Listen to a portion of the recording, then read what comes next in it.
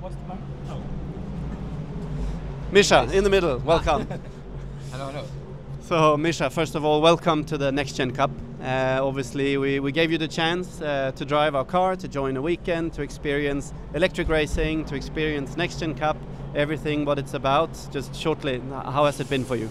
I mean, I briefly mentioned it on my post on Instagram and later also my video on YouTube. I think for me this is the best race series in the world from all kinds of perspective.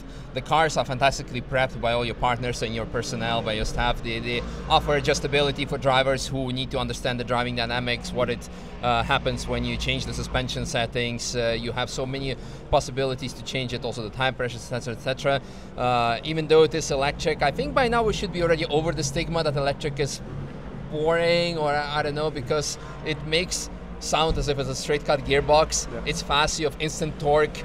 Yeah, I don't know, I have just as much fun in this car as in a normal traditional car. So regarding that, that's great. The way how much you invest in driver development, I haven't seen it in any other racing series. And that was for me really eye-opening and really impressive. That's something made me go really, wow.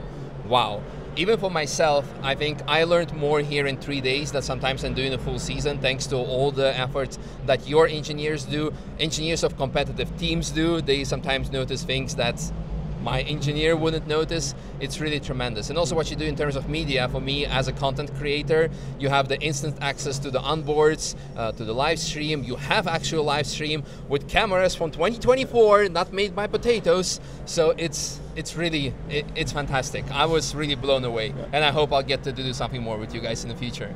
We appreciate your comments, obviously, and it was really nice having you here. And you also got the chance to properly race with all these 15, 16-year-old young guns. Yes. I saw that you have a little dent on the right side of the car.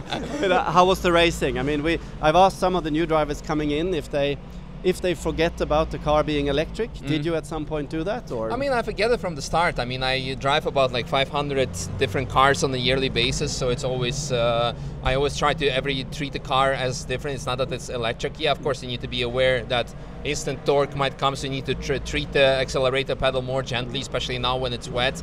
But for the rest, you have no ABS, no traction control, like on any other proper race car, like some of the petrol heads might say. So regarding that, the car is fantastic, as already mentioned, and racing is really tremendous. Like the way those kids fight, it's like, for me, it was like, you know, me coming from endurance racing, 24 hours, we managed to get P2, and we were like catching up with P1 behind professional top drivers, you know, so I think we know how to drive. But it was for me like coming from Caribbean holiday, jumping in a swimming pool full of piranhas. It's really, it was really crazy. So these kids out there are doing a fantastic job. And especially with your help, I think in the next couple of years we'll see a lot of those names in the top GT series, maybe even LMDH series, who knows, because they get to know exactly how to drive a car, how to be in the team, how to do all the brief debrief, how to handle with the sponsors. And that is quite often why juniors cannot make it to the next step.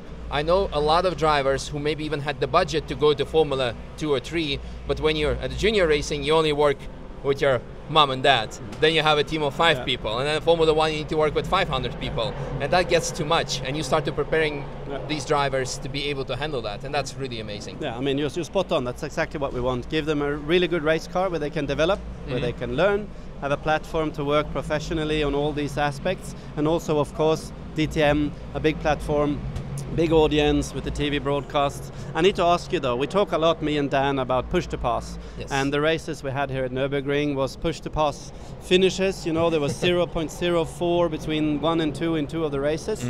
Did you manage to use the push to pass in any way? Could you use it to overtake? Or? I mean, to be honest, I was in the first race. I had to get used to the way the system worked. I did for some silly reason I didn't use it in free practice. So then I need to wait for 5 seconds, and I'm like, okay, now it makes no sense.